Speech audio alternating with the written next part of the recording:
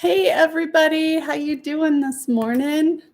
I have discovered hats. I've never been a hat person, but so I have a Facebook page called Positively Susie, and I've been exploring paganism, and so I'm doing a 12-day video series on how to celebrate Yule, because Yule lasts 12 days.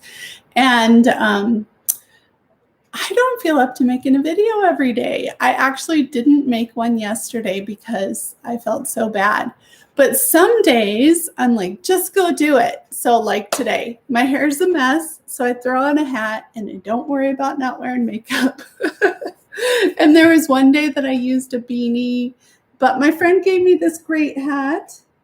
And I'm so grateful to her and I'm excited about it. So I'm wearing this today. Show I'm a sarcoidosis warrior. So yes, you might see me in hats more often, and maybe that'll make me more consistent in making my videos. December has been hard. I am not gonna lie. I think maybe part of it was because I traveled in November. I don't feel like I have fully recovered from that. I have not had COVID, but other things, I've got all these chronic illnesses and stuff flares up. The weather's changed a lot. There's been a lot of astrological events. You may not believe in that stuff, but I do. I know that what happens out in the stars affects my body. And I've just been really feeling it. My heart rhythm specialist warned me in my last appointment. He actually confirmed that I could feel severe effects of dysautonomia for 2 years after surgery because it's such a big shock to my body. And recently, I've really been feeling it. I experienced something that I've never felt before, and that is low blood pressure. So with POTS, or postural orthostatic tachycardia syndrome, my daughter has that, generally blood pressure drops. I have or had, I don't know how it is anymore. We'll just call it dysautonomia. But what I had, I would call hyperPOTS because my blood pressure was always high. And so I used to be on high blood pressure medicine, and I haven't had high blood pressure since my surgery. So that's amazing. And I have loved that. So I have not taken blood pressure medicine in 5 months. Yay.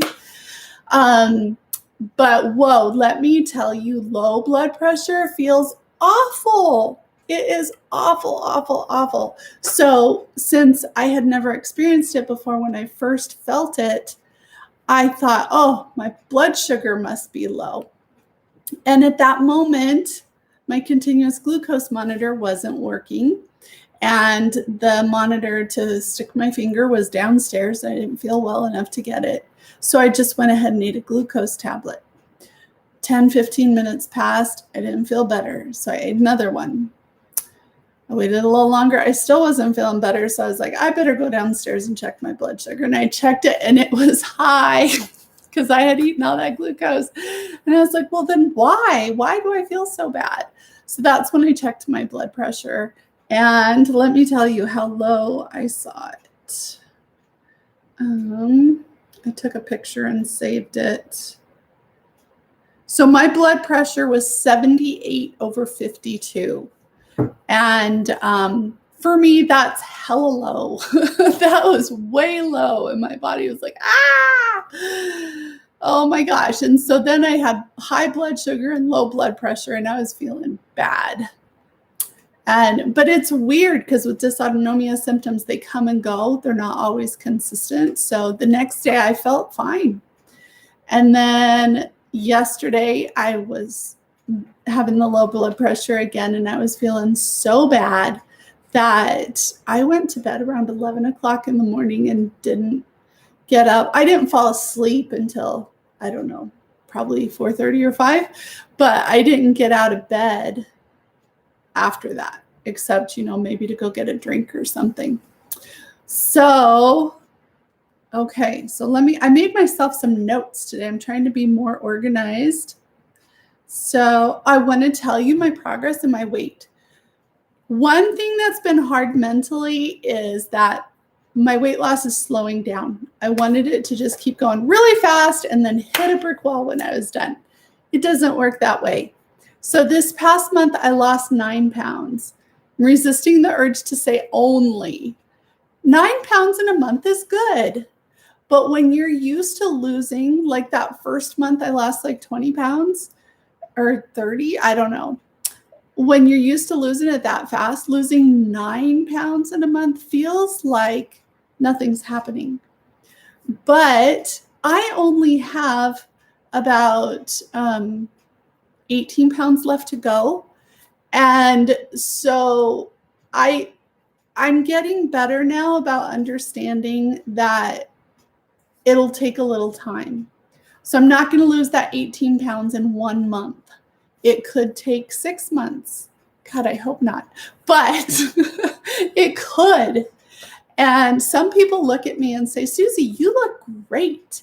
And you don't need to lose any more weight. You're so skinny.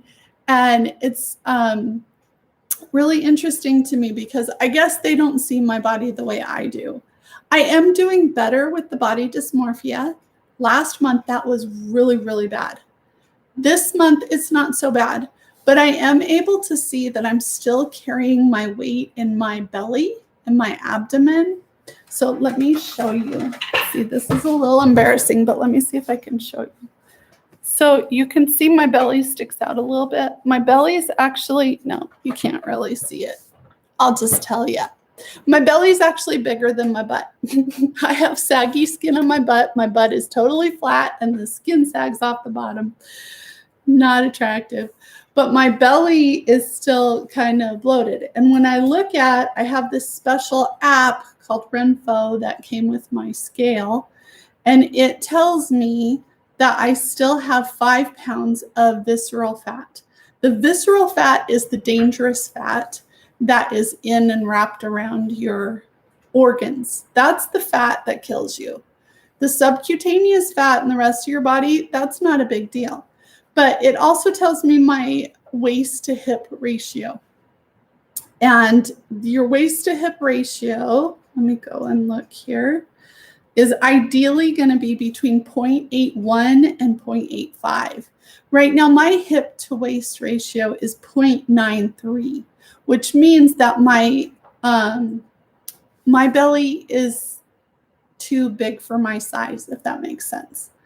And I'm not talking about that out of vanity because I did not have this surgery for vanity. It was not because I wanted to just look better. I had this surgery because I literally have felt like I am dying the past 3 years and I am trying to save my life. I got this surgery for my health. And so I want to get that hip to waist ratio down into the healthy range. Everything else I have is in the healthy range. Let me tell you. So my weight loss since I started using the scale is 79.8 pounds. And let me tell you on the, I don't know if I have this trend all on here. Let's see. The first time I measured my waist, yeah, I just barely started measuring my measurements on here and I didn't bring my clipboard down, so I can't tell you, but I know in one of the recent videos I had lost 8 inches around my waist. So that's amazing.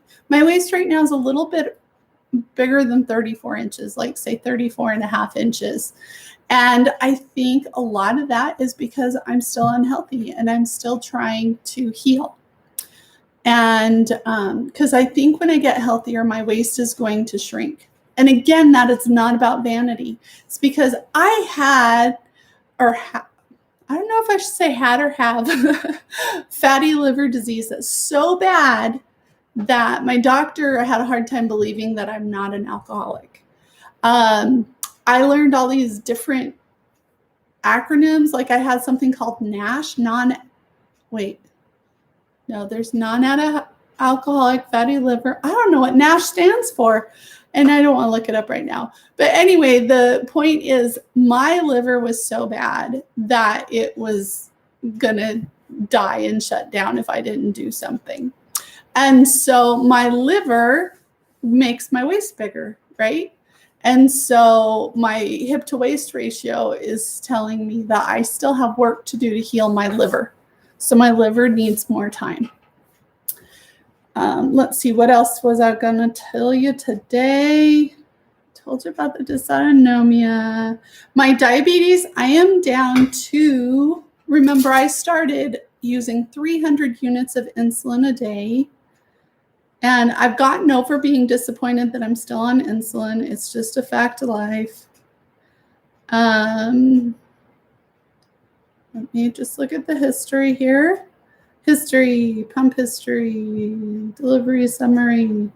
I'll go with the 7-day average. So I'm averaging about 15 units of insulin a day. So 15 from 300, that's pretty amazing. Yes, I'd love to not use insulin at all, but I've learned that as bad as I want to just quit all my drugs, I need to wait until I'm healed before I do that. Oh my gosh, this video is getting long. So I'm going to tell you one last thing I want to talk about is food. I have had a really hard time with food since my surgery. So one of the reasons I had surgery was for gastroparesis. And my belief is that because I had the surgery, I no longer have gastroparesis. I don't know if that's true or not. I know I don't have the sphincter on the bottom of my stomach, so that's not preventing things from going through. And I know that I now can eat vegetables. So that part is great. I still have irritable bowel syndrome, which I've been having a really hard time with constipation since my surgery. Not that I don't go often enough, but when I go, it's difficult to evacuate. So they recommend a lot of dairy. It's kind of like a low-fat keto diet. That's kind of an oxymoron, right? So what is that? Is that paleo? I don't know. They want you to eat 70% protein and 30% vegetables. And so dairy gets pushed a lot because it's easy to mash up, easy to chew into a soft consistency and swallow. But every time I eat dairy, like cheddar cheese, mozzarella cheese, cottage cheese, yogurt, it makes my stomach feel sick. It feels like a rock in my stomach. And then it started getting worse with the meats. So I can't eat eggs because they are worse than the cheese. And I can't eat chicken. It's made me sick the entire time. I've tried it like 4 times. I thought I was doing great with steak. But then after a few days, it started hurting really bad. I mean, to the point I was considering going to the emergency room. So I found this doctor. Her website is Goodbye Lupus. She cured herself of lupus on accident. And I decided, what the heck? This has given me hope. I'm going to try another crazy diet, even though I've tried 1,000 in the past. But I really want healing, and it's given me so much hope that I'm daydreaming about going back to work and going back to school. So, hey, if it can cure lupus, why not sarcoidosis? Why not dysautonomia and small fiber neuropathy? And you don't need me to list all of my problems. So it consists mostly of drinking a green smoothie every day. So a whole blender full of spinach. And I'm not technically supposed to have fruit yet, but I put in a handful of frozen bananas, pineapple, and mangoes. So we'll see how that goes. I just started a couple of days ago. Let's see if I can remember the 6 rules. Number 1, no animal products. Number 2, no oils. Number 3, no processed foods. And then number 4, focus on raw vegetables. Number 5, I don't remember. Number 6 is water. You're supposed to drink 1 ounce of water for every pound of body weight. So that is my goal. Oh, number 5 was get lots of omega-3. So every time I make a smoothie, I put in a half a cup of flax seeds. One day I made my smoothie with chia seeds. Bad idea. Chia, as it sits, it gets bigger and it hurt my stomach. I drank one glass of it and my tummy just felt like, oh my gosh, what'd you do to me? And so my husband finished it and I said, no chia for me. But the flax seeds are fine. I don't have a problem with flax seeds. So that's really good. So next month I will tell you how it's going. Maybe it helped me lose some more of that visceral fat. And yeah, so I'm pretty excited. And thank you so much for watching. I love you guys. I love that you're interested. And I will make more videos. Talk to you. Oh, one more thing. I have a Patreon account now, Positively Susie. I don't know what the heck I'm doing with it yet, but if you want to go check it out, go ahead. Have a great day. Have a great month. Have a happy new year. And don't forget to celebrate on the 31st because it's my birthday and everybody has to celebrate. Bye-bye.